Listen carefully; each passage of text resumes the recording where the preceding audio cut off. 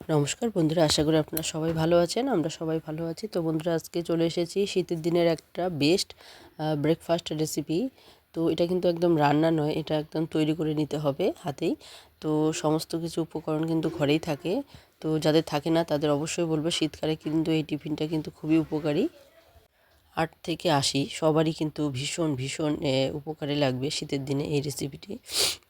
এই রেসিপি বলছি, ভুল হচ্ছে বলাটা, ঠিক রেসিপিও নয়, মানে এটা তৈরি করে নিতে হবে। তো দেখতে পাচ্ছেন এখানে কতগুলো নিয়েছি আমি কলা, তো মালভোগ কলা। সাথে নিয়েছি দেখুন এখানে মধু। তো এটা আমি ডাবর হানির মধু নিয়েছি। তো ভালো মধুটাই খাওয়া শরীরের পক্ষে খুবই উপকারী। তো অনেক মধু থাকে যেগুলোতে চিনি মেশানো থাকে।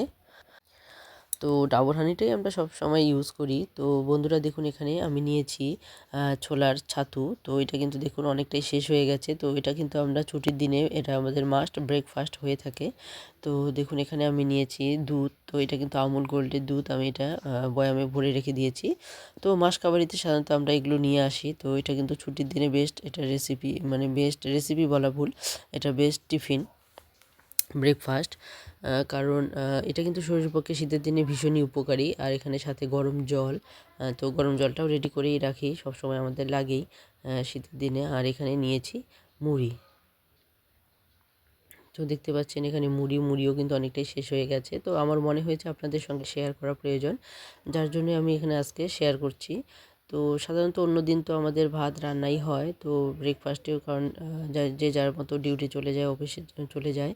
তো অবশ্যই সেটা আমাদের প্রয়োজন, যে স্কুলে চলে যায়। তো দেখুন এখানে কিন্তু চলুন দেখে নেওয়া যাক কীভাবে আমি এই বেস্ট যে ব্রেকফাস্ট বলুন আর টিফিনই বলুন কীভাবে আমি সেটা রেডি করি। তো দেখুন এখানে ছোটো বাটি দিয়ে আমি হাফ বাটি পরিমাণ নিয়েছি গরম জল।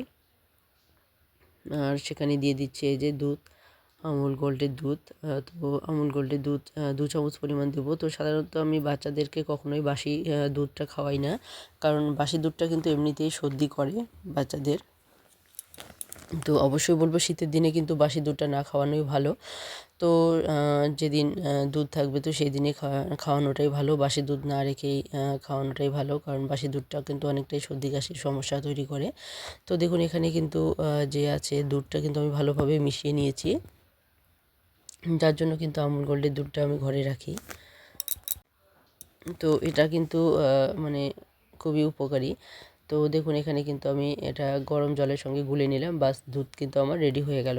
তো এখানে কিন্তু এই যে টিফিনটা বানাবো, এখানে কিন্তু একদমও বেশি করে দুধ দেবো না, কারণ এটা কিন্তু একদম স্যুপ হিসেবে নয়, একদম একটা মাখা মাখা আঠালো একটা রেসিপি, মানে রেসিপি বলছি আবারও ভুল হয়ে যাচ্ছে, টিফিন তৈরি করছি, যেটা কিন্তু খেতে কিন্তু খুবই সুস্বাদু। 8 থেকে 80 সমস্ত বাচ্চা বুড়ো সবারই কিন্তু এটা খেতে খুবই ভালো লাগে, আর কিন্তু শরীরের পক্ষে খুবই উপকারী।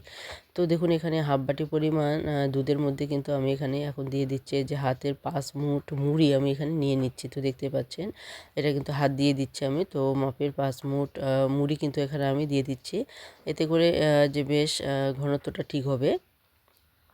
তো দেখতেই পাচ্ছেন এখানে 5 মুঠ মুড়ি আমি এখানে দিয়ে দিলাম। তো কোন উপকরণটা আগে দিলে ভালো হবে সেটাই আমি আপনাদেরকে দেখাচ্ছি। তো এখন দুধ দেওয়ার পরে কিন্তু মুড়ি দিলে ভালো হবে। যদি আগে আপনারা ছাতুটা গুলিয়ে নেন তাহলে কিন্তু ভালো হবে না, কারণ ছাতুটা কিন্তু অনেকটা সময় থাকলে পরে ছাতুটা জমে যায়।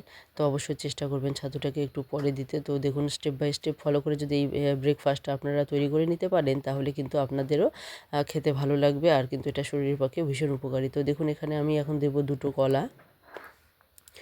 তো কলাগুলোকে দেখুন কোনো দায়ের সাহায্যে বা কাটাইয়ের সাহায্যে কেটে নেওয়া বা ভেঙে নিলে সেটা ভালো হয় না, কাটাইয়ের সাহায্যেও কাটাটা উচিত নয় আমি শুনেছি। তো দেখুন এখানে আমি কিন্তু এই যে চামচ দেখেছেন, চামচের কিন্তু পেছনের হাতাটা দিয়ে কিন্তু আমি সুন্দরভাবে কেটে নিচ্ছি। দেখুন কত সুন্দরভাবে কাটা হয়ে যাচ্ছে, দেখতেও সুন্দর লাগছে আর সমান সমান হয়ে যাচ্ছে সমস্ত কিছু। তো এরকম চামচের পেছন হাতাটা দিয়ে কিন্তু আমি এটা সুন্দরভাবে কেটে নিলাম সমস্ত কলাগুলোকে। তো এখানে কিন্তু 2টো কলা আমি দিয়েছি, তো মাপটা একটু বুঝে নেবেন, তাহলে কিন্তু এটা খেতে একদম বেশ হবে, সুস্বাদুও হবে আর শরীরের পক্ষে ভীষণ উপকারীও হবে।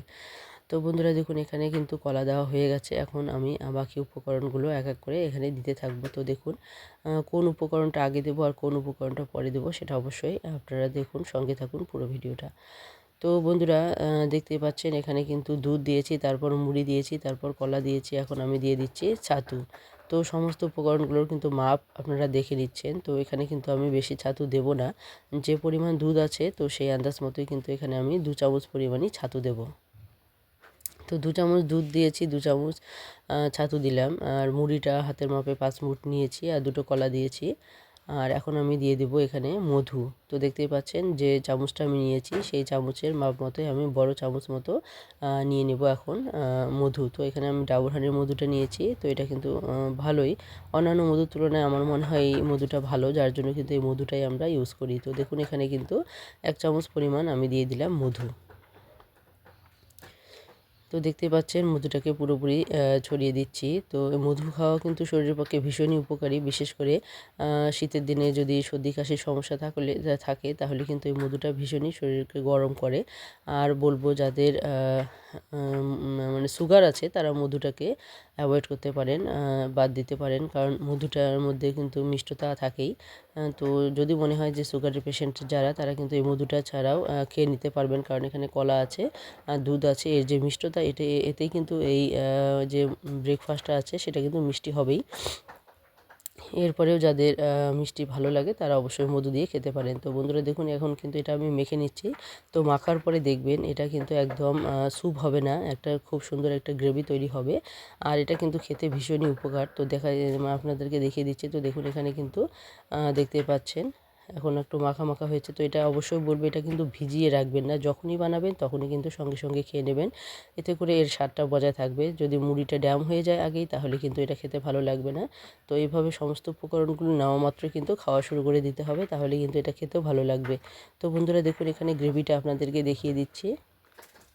তো এই মাপ মতো যদি আপনারা নিতে পারেন তাহলে কিন্তু আপনারাও এরকম সুন্দরভাবে ব্রেকফাস্টটা তৈরি করে নিতে পারবেন, আর এটা কিন্তু শরীরের পক্ষে ভীষণই উপকারী। তো যে সমস্ত বন্ধুরা আজকে প্রথম দেখছেন, যারা এখনও সাবস্ক্রাইব করেনি, বেল আইকনটিকে ক্লিক করেনি, তাদেরকে অবশ্যই বলবো এখনই বন্ধুরা আপনারা সাবস্ক্রাইব করে বেল আইকনটিকে ক্লিক করে রাখুন, তাহলে যে কোনো নতুন ভিডিও আসা মাত্র আপনাদের কাছে পৌঁছে যাবে। আর অবশ্যই বলবো লাইক আর কমেন্ট করতে ভুলবেন না। তো যারা পুরনো বন্ধুরা আছেন, নতুন এবং পুরনো বন্ধুরা, সবাইকে অসংখ্য ধন্যবাদ। এভাবে সবসময় পাশে থাকবেন, আর আমিও সবসময় চেষ্টা করব আপনাদের পাশে থাকতে।